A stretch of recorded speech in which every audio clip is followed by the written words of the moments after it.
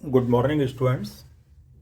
आज डिस्कस करेंगे म्यूटा रोटेशन। ये ऑप्टिकल एक्टिविटी से रिलेटेड होता है, शुगर की ऑप्टिकल एक्टिविटी से। तो अगर शुगर सॉल्यूशन रखे रहें तो उनका एंगल ऑफ रोटेशन चेंज हो जाता है over the time. Fresh solution का और रखे हुए सॉल्यूशन का एंगल ऑफ रोटेशन डिफरेंट होता है और इसी प्रोसेस को कहते हैं म्यूटा रोटेशन। तो ये प्रोसेस होती क्यों है? क्या ऐसा रीजन है जिससे म्यूटा रोटेशन एक्चुअली होता है? तो म्यूटा रोटेशन होता है एनोमेरिक कन्वर्जन की वजह से। आप जानते हैं कि ग्लूकोज के या फ्रक्टोज के एनोमर होते हैं, जैसे ग्लूकोज के होते हैं अल्फ़ा डी ग्लूकोज और बीटा डी ग्लूकोज। इनमें कोई भी फ्रेश सॉल्यूशन बनाया जाए तो बाद में उनका इंटर कन्वर्जन होता है और अल्फ़ा डी और बीटा डी ग्लूकोज का एक इक्विलिब्रियम मिक्सचर बन जाता है। और ये रीजन है, एनोमेरिक कन्वर्जन एक प्रोमिनेंट रीजन है जो म्यूटा रोटेशन के लिए रिस्पॉन्सिबल होता है। तो आपको ये क्वेश्चन पूछ सकते हैं, पहले तो ये पूछेंगे कि म्यूटा रोटेशन एक्चुअली होता क्या है, दूसरा पूछ सकते हैं कि ये किस किस कारण से होता है, what the responsible reason for mutarotation. Then you can tell और you can answer it happen due to anomeric conversion. Monosaccharide में तो म्यूटा रोटेशन होता ही है, लेकिन ओलिगोसैकेराइड्स में भी होता है, पर एक कंडीशन है।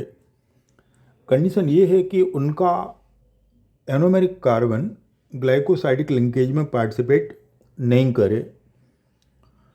म्यूटा रोटेशन के इम्पोर्टेंट एग्जाम्पल हैं ग्लूकोज, फ्रक्टोज, माल्टोज, लैक्टोज। आपको मालूम है लैक्टोज और माल्टोज दोनों डाइसैकेराइड हैं। ग्लूकोज, फ्रक्टोज, मेनोज, राइबोज ये मोनोसैकेराइड हैं।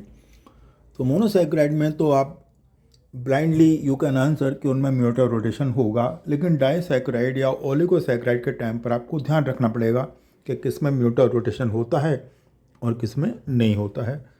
तो ये दो बड़े अच्छे एग्जाम्पल हैं, माल्टोज और लैक्टोज, जिनमें म्यूटा रोटेशन होता है। पर यहाँ एक और क्वेश्चन बन सकता है कि सुक्रोज में म्यूटा रोटेशन क्यों नहीं होता है, और उसका आंसर है सुक्रोज का एनोमेरिक कार्बन ग्लाइकोसाइडिक लिंकेज बनाने में पार्टिसिपेट कर देता है। तो ये आप बता सकते हो। तो इस तरह हमारे सामने म्यूटा रोटेशन से रिलेटेड 3-4 बढ़िया क्वेश्चन मिल जाएंगे। म्यूटा रोटेशन क्या है, क्यों होता है, अगर नहीं होता तो क्यों नहीं होता है, माने ये सारे क्वेश्चन गुड क्वेश्चन की कैटेगरी में हम इनको इंक्लूड कर सकते हैं। तो आप फिर से मुझे बताएं कि सुक्रोज में म्यूटा रोटेशन क्यों नहीं होता। उसका ठीक कारण है क्योंकि उसका एनोमेरिक कार्बन ग्लाइकोसाइडिक बॉन्ड में इन्वॉल्व रहता है, और माल्टोज और लैक्टोज में ऐसा नहीं होता। क्या सभी मोनोसैकेराइड म्यूटा रोटेशन शो करते हैं? आंसर है यस। क्या सभी डाइसैकेराइड शो करते हैं? आंसर है नो। कुछ करेंगे, कुछ नहीं करेंगे। जो नहीं करेंगे उनका एनोमेरिक कार्बन ग्लाइकोसाइडिक बॉन्ड में इन्वॉल्व रहेगा। अल्फ़ा डी और बीटा डी ग्लूकोज, इनके स्पेसिफिक एंगल ऑफ रोटेशन होते हैं +112 एंड +19 डिग्री। ये वैल्यू आपको याद करनी है, काम में आएंगे। तो एंगल ऑफ रोटेशन अल्फ़ा का ज़्यादा होता है +112 और बीटा का होता है +19। पर इनमें कोई भी एक अधिक देर तक स्टेबल नहीं होता है। 10-15 मिनट रख सकते हैं, लेकिन बाद में धीरे धीरे इनका इंटर कन्वर्जन होता है। और इंटर कन्वर्जन होता है तो हमारे पास फ्रेश अल्फ़ा होगा तो बाद में इक्विलिब्रियम मिक्सचर बन जाएगा, और फ्रेश बीटा होगा तो भी बाद में इक्विलिब्रियम मिक्सचर बन जाएगा। और इस इक्विलिब्रियम मिक्सचर में 36% अल्फ़ा डी और रिमेनिंग बीटा डी ग्लूकोज होता है। ये मिक्सचर का कंपोजिशन भी आपको याद करना है। ये भी एक बढ़िया क्वेश्चन है नीट के लिए कि इसमें 36% अल्फ़ा डी और रेस्ट बीटा डी ग्लूकोज होता है, और इस इक्विलिब्रियम मिक्सचर का एंगल ऑफ रोटेशन होता है +52.7 डिग्री। तो इस तरह अगर इनिशियली अल्फ़ा होगा तो बाद में कम हो जाएगा और इनिशियली बीटा होगा तो बाद में एंगल बढ़ जाएगा। लेकिन अल्फ़ा बीटा दोनों के इक्विलिब्रियम मिक्सचर का जो एंगल है वो प्लस 52.7 डिग्री होता है।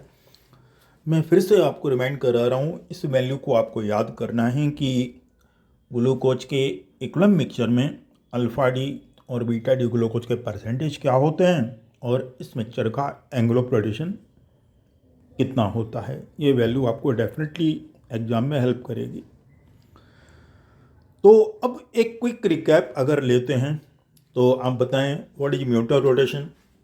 It is change in angle of rotation over period of time due to anomeric conversion. Why sucrose does not show? Again, this is important.